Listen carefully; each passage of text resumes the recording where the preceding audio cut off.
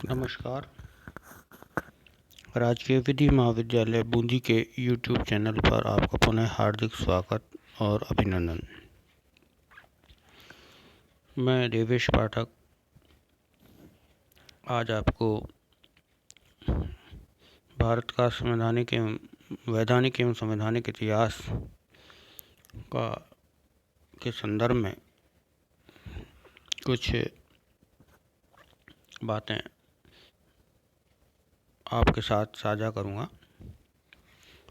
Legal and constitutional history of India में जो हम पढ़ रहे हैं टॉपिक, वो है वारेन हेस्टिंग्स की 1772 की न्यायिक योजना, हेस्टिंग जुडिशियल प्लान ऑफ 1772। इतिहास के माध्यम से ही हम बहुत सी बातें सीखते हैं और किस तरह से हमारा न्यायिक तंत्र विकसित हुआ, इसके बारे में जो जानकारी है वो भी हमको इतिहास के माध्यम से ही पता लगता है। खास करके जो हमारा वर्तमान न्यायिक एवं प्रशासनिक जो ढांचा है, उसकी जो बुनियाद है वो ईस्ट इंडिया कंपनी के द्वारा कालांतर में फिर ब्रिटिश पार्लियामेंट के द्वारा रखी गई है। तो उसके बारे में उचित जानकारी होना प्रत्येक विधि विद्यार्थी के लिए आवश्यक है। इसलिए ये विषय आपके सिलेबस में जोड़ा गया है, जिससे कि आपको एक समग्र दृष्टि इस कानूनी व्यवस्था, विधिक व्यवस्था, प्रशासनिक व्यवस्था के बारे में आपको मिल सके और आप जान सकें कि वर्तमान व्यवस्था तक पहुंचने में किस प्रकार से हमने एक एक पायदान को बढ़ते हुए इस व्यवस्था पर हम पहुंचे हैं। तो वारेन हेस्टिंग्स की 1772 की जो न्यायिक योजना है, उसके बारे में हम आज चर्चा करेंगे। तो हम देखते हैं कि प्रारंभिक अवस्था में ईस्ट इंडिया कंपनी की गतिविधियां तीन प्रेसिडेंसी तक ही सीमित थी, बम्बई, मद्रास और कलकत्ता। परंतु कालांतर में कंपनी ने अन्य क्षेत्रों में अपना व्यापार विस्तार कर लिया तथा आंग्ल बस्तियां स्थापित कर लीं। अतः कंपनी पर इन नई बस्तियों के प्रशासन तथा न्याय व्यवस्था का दायित्व आ पड़ा था। लॉर्ड क्लाइव द्वारा सन 1757 में प्लासी की लड़ाई तथा सन 1764 में बक्सर की लड़ाई में विजय प्राप्त कर लेने के पश्चात बंगाल क्षेत्र में कंपनी का प्रभाव बढ़ गया था। कंपनी को इस क्षेत्र में शक्तिशाली बनाने में मुगल शासन की अवनीति, फ्रांसीसियों की शिथिलता तथा देशी भारतीय राजाओं के आपसी झगड़े मुख्य रूप से थे। देश की राजनीतिक अस्थिरता का कंपनी के कर्मचारियों ने खूब लाभ उठाया। इस समय की स्थिति का वर्णन करते हुए स्मिथ ने लिखा है कि मुगल नवाब अंग्रेजों के हाथ में एक कठपुतली मात्र बनकर रह गया तथा सभी और पूर्ण अराजकता का वातावरण व्याप्त था। देशी भारतीय राजाओं के साथ अंग्रेजों का व्यवहार ठीक नहीं था। बंगाल क्षेत्र में कंपनी को दीवानी अधिकारियों की प्राप्ति हुई। ईस्ट इंडिया कंपनी ने 12 अगस्त सन 1765 में बंगाल, बिहार तथा उड़ीसा के प्रांतों पर अधिकार प्राप्त कर लिया। उसने 1772 में इन प्रांतों में अदालत व्यवस्था लागू की थी, जिनमें कालांतर में आवश्यकता अनुसार परिवर्तन होते रहे। डॉक्टर MP जैन के अनुसार बंगाल, बिहार तथा उड़ीसा के प्रांत प्रयोगशाला के समान थे, जहां अंग्रेज शासकों द्वारा अदालत व्यवस्था संबंधी विविध प्रयोग किए जाते थे तथा सफल सिद्ध होने पर उन्हें बम्बई और मद्रास की प्रेसिडेंसियों में लागू किया जाता था। अंग्रेजों के बढ़ते हुए प्रभुत्व को देखकर बंगाल के नवाब सिराजुद्दौला ने कलकत्ते पर हमला किया तथा अंग्रेजों को वहां से पलायन करने के लिए विवश कर दिया। परंतु दुर्भाग्य से सन 1757 में क्लाइव ने प्लासी की लड़ाई में विजय प्राप्त कर ली तथा कलकत्ते को पुनः अपने कब्जे में ले लिया। इसके पश्चात कंपनी लगातार बंगाल क्षेत्र में अपना प्रभाव जमाती रही, लेकिन बंगाल, बिहार तथा उड़ीसा के क्षेत्रों में पूर्ण प्रभुत्व स्थापित कर लेने पर भी कंपनी ने इन प्रांतों की शासन व्यवस्था सीधे अपने हाथों में लेना उचित नहीं समझा। अतः उसने अपनी ओर से मीर जाफर को बंगाल के शासक के रूप में मनोनीत किया, परंतु शीघ्र ही कलकत्ते की गवर्नर इन काउंसिल से प्रसिद्ध राज्यपाल, जिसको हम कहेंगे गवर्नर इन काउंसिल, का विश्वास खो देने के कारण मीर जाफर को कंपनी ने हटा दिया तथा उसके स्थान पर मीर कासिम को बंगाल का शासक बना दिया। सन 1763 में मीर कासिम के स्थान पर पुनः मीर जाफर को बंगाल का शासक नियुक्त किया। इस प्रकार प्रत्येक नवाब के बदलने के साथ ही कंपनी की शक्ति में वृद्धि हो रही थी। कंपनी द्वारा नवाबों को इस तरह शीघ्रता से बदलते रहना इस बात को बतलाता था कि बंगाल क्षेत्र की वास्तविक सत्ता अंग्रेज कंपनी के हाथ में थी। कंपनी द्वारा स्वयं शासक ने बनने के दो प्रमुख कारण थे। पहला कि ऐसा करने पर उसे ब्रिटिश संसद के हस्तक्षेप की आशंका थी, क्योंकि इंग्लिश संवैधानिक विधि के अनुसार कोई भी ब्रिटिश नागरिक संस्था कहीं भी स्वयं अपनी प्रभु सत्ता स्वतंत्र रूप से स्थापित नहीं कर सकती थी। कंपनी द्वारा स्वयं शासक ने बनने का दूसरा कारण यह था कि उसे फ्रांसीसियों तथा पुर्तगालियों में अंग्रेजी कंपनी के प्रति ईर्ष्या तथा वैमनस्य की भावना प्रज्वलित होने की संभावना थी, जो ब्रिटिश कंपनी के लिए अंतर्राष्ट्रीय विवाद के रूप में घातक हो सकती थी। इस कारण कंपनी वास्तविक रूप से सत्ता लेने से दूर रही। सन 1763 में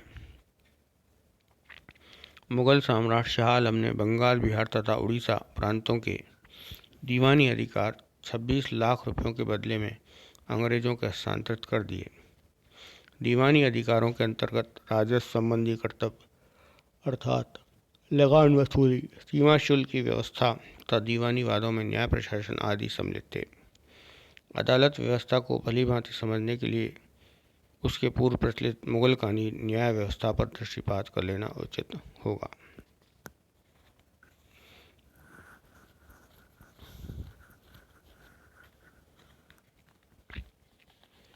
कंपनी का दीवानी प्रशासन। मुगलों की न्याय व्यवस्था के अंतर्गत प्रत्येक प्रादेशिक इकाई को सूबा कहा जाता था तथा उसकी प्रशासनिक व्यवस्था के लिए दो प्रमुख अधिकारी नियुक्त थे, जो क्रमशः नवाब और दीवान कहलाते थे। नवाब, जिसे नाजिम भी कहा जाता था, सेनाध्यक्ष होने के नाते अपने क्षेत्र की शांति तथा न्याय व्यवस्था बनाए रखने के लिए उत्तरदायी होता था। वह अपने क्षेत्र के अधीन आपराधिक न्याय प्रशासन की देख रेख भी करता था। दीवान को दो प्रमुख कार्य सौंपे गए थे, जो क्रमशः राजस्व की वसूली तथा दीवानी मामलों को निपटाना था। निजामत का समस्त व्यय दीवानी की आय में से वहन किया जाता था तथा राजस्व वसूली के लिए निजामत के सैनिक अधिकारों का उपयोग किया जाता था। इस प्रकार प्रशासन के इन विभागों को अपने कार्यों के लिए एक दूसरे पर निर्भर रहना पड़ता था। इसका मुख्य उद्देश्य यह था सैनिक तथा राजस्व संबंधी अधिकार दो अलग अलग पदाधिकारियों को सौंपकर कंपनी ने प्रशासन के दोनों अंगों में पूर्ण संतुलन बनाए रखने की चेष्टा की थी, जो निस्संदेह एक प्रगतिशील नीति थी। परंतु मुगल सम्राट के शक्तिहीन होने के कारण बंगाल के नवाब ने इस प्रांत की संपूर्ण शासन व्यवस्था स्वयं अपने हाथों में ले ली थी तथा दीवान उसका मनोनीत व्यक्ति ही होता था। इस प्रकार मुगल सम्राट नाम मात्र का शासक रह गया था। बंगाल, बिहार तथा उड़ीसा प्रांतों की दीवानी प्राप्त कर लेने के परिणाम स्वरूप कंपनी को इन क्षेत्रों में दीवानी तथा राजस्व संबंधी अधिकार प्राप्त हो गए थे।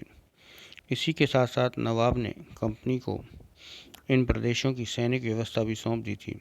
यद्यपि आपराधिक न्याय प्रशासन नवाब के अधिकार में था, परंतु इस दोहरी प्रशासन व्यवस्था में अनेक व्यवहारिक कठिनाइयाँ होने के कारण वह अधिक समय तक नहीं चल सकी। फलतः कंपनी ने नवाब से एक संधि के द्वारा इन प्रांतों के सैनिक तथा फौजदारी न्याय प्रशासन के अधिकार 53 लाख रुपए वार्षिक भुगतान के बदले में स्वयं प्राप्त कर लिए। इस प्रकार कंपनी इन प्रांतों की वास्तविक शासक बनने में सफल हो गई। उसने बंगाल के तत्कालीन अवयस्क मुगल नवाब को राजस्व तथा सैनिक अधिकार शक्ति से पूर्णतः वंचित कर दिया। उसके शेष कार्यों के लिए एक डिप्टी नवाब नियुक्त किया। कंपनी ने सैनिक, राजस्व तथा दीवानी तथा न्याय प्रशासन को अपने अधीन रखा तथा फौजदारी न्याय प्रशासन डिप्टी नवाब पर छोड़ दी। ब्रिटिश कंपनी द्वारा बंगाल प्रांत की दीवानी हासिल कर लेना एक ऐतिहासिक दृष्टि से अत्यंत महत्वपूर्ण घटना थी। मुगल सम्राट द्वारा कंपनी को हस्तांतरित दीवानी अधिकारों संबंधी फरमान, जो आज्ञा पत्र कहते हैं उनको, अत्यंत संक्षिप्त था तथा उसमें यह उल्लेख नहीं था कि कंपनी द्वारा दीवानी अधिकारों का प्रयोग किस प्रकार किया जाए तथा बंगाल में किस प्रकार की शासन व्यवस्था लागू की जाए। इन प्रांतों के न्यायिक प्रशासन की रूपरेखा के संबंध में भी फरमान में किसी प्रकार का उल्लेख नहीं था। इस प्रकार न्याय व्यवस्था के लिए किसी विधि का प्रयोग किया जाए अथवा किस विधि का निर्माण का अधिकार किसे है, इस संबंध में भी फरमान में कोई व्यवस्था नहीं थी। सारांश यह था कि दीवानी अधिकार प्राप्त कर लेने के पश्चात अपनी इच्छानुसार प्रशासन व्यवस्था अपनाने के लिए स्वतंत्र थी। जब सन 1765 में क्लाइव कलकत्ते का गवर्नर तथा बंगाल का सेनाध्यक्ष नियुक्त होकर आया, तब उसने तत्कालीन बंगाल की शासन व्यवस्था का वर्णन करते हुए कहा कि वहाँ पूर्ण अराजकता फैली हुई थी तथा रिश्वतखोरी और भ्रष्टाचार व्याप्त था। तत्कालीन बंगाल की परिस्थितियों तथा वहाँ रहने वाले देशी भारतीयों की भावनाओं को ध्यान में रखते हुए कंपनी ने अपने दीवानी प्रशासन में अंग्रेज पदाधिकारियों के बजाय भारतीयों को नियुक्त करना ही अधिक उपयुक्त समझा। इस उद्देश्य से कंपनी ने राजस्व तथा दीवानी न्याय प्रशासन के लिए मुर्शिदाबाद और पटना में एक एक भारतीय पदाधिकारी की नियुक्ति की। मोहम्मद रजा खां को मुर्शिदाबाद का तथा राजा सिताब राय को पटना की व्यवस्था के लिए नियुक्त किया गया। ये अधिकारी नवाब की ओर से वहाँ की आपराधिक न्याय व्यवस्था को संभालते थे, परंतु कंपनी द्वारा जन कल्याण के कार्य न किए जाने के कारण उनकी यह प्रशासनिक व्यवस्था असफल रही। इस असफलता का एक कारण यह भी था कि कंपनी का प्रत्येक कर्मचारी मौके का लाभ उठाते हुए अपना स्वार्थ सिद्ध करने में व्यस्त था। दीवानी अधिकारों के अंतर्गत कंपनी के अंग्रेज कर्मचारी को बिना विशेष दायित्व के अत्यधिक अधिकार शक्ति प्रदान की गई थी, जिसके कारण उसके कार्यकलापों पर किसी प्रकार के बंधन नहीं थे।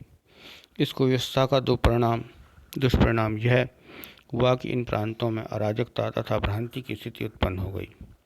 कंपनी ने असफलता के लिए मुर्शिदाबाद तथा पटना स्थित भारतीय अधिकारियों को उत्तरदायी ठहराते हुए सन 1769 में दीवानी प्रशासन स्वयं अपने हाथ में ले लिया तथा वहाँ अपने प्रसिद्धावध कोनेटेड कर्मचारी को प्रशासनिक व्यवस्था के लिए नियुक्त किया। परंतु प्रशासनिक कार्यों में विशेष अनुभव न होने के कारण तथा कार्य का बोझ अत्यधिक बढ़ जाने के कारण कंपनी की यह व्यवस्था भी सफल नहीं हो सकी। अतः परिस्थितियाँ जहाँ तक बिगड़ गईं कि इस क्षेत्र में प्रजा के जान माल तक की सुरक्षा न रही। इसी समय सन 1771 में बंगाल में भयंकर काल फैला, जिसके कारण परिस्थितियाँ काबू से बाहर हो गईं तथा लगभग 20% प्रजा काल कलवित हो गई। अतः कंपनी को अब दीवानी अधिकारों का खुलेआम प्रयोग करके राजस्व व्यवस्था को नियंत्रण में लेने के सिवा कुछ दूसरा उपाय नहीं था। निश्चित ही कंपनी का एक साहसपूर्ण कदम था, यद्यपि उसमें उसके कुछ स्वार्थ निहित थे। अब वह लगान वसूली के अतिरिक्त बंगाल क्षेत्र की समस्त राजस्व संबंधी समस्याओं को कलकत्ता स्थित गवर्नर जनरल एंड काउंसिल के निर्देशानुसार सुलझाने लगी थी। भारतीय विधि के साथ में मुफस्सिल अदालतों का शुभारंभ इसी पृष्ठभूमि में हुआ। इसी समय सन 1772 में वारेन हेस्टिंग को बंगाल का गवर्नर नियुक्त किया गया। इंग्लैंड स्थित कंपनी के निदेशकों ने उसे भारत भेजते समय इस संबंध में कोई निर्देश नहीं दिए थे कि पूर्वी भारत में कंपनी को प्राप्त दीवानी का प्रयोग किस प्रकार किया जाए। निदेशक मंडल की इच्छा केवल यह थी कि कंपनी बंगाल में ऐसे विनियम बनाए जिससे देशी प्रजा का शोषण न हो सके तथा उसे अत्याचारों से बचाया जा सके। आज हमने इस चैप्टर का कुछ सारांश पढ़ा है। नेक्स्ट चैप्टर में इसकी पूरी योजना को हम इसके बारे में जानकारी लेंगे। धन्यवाद।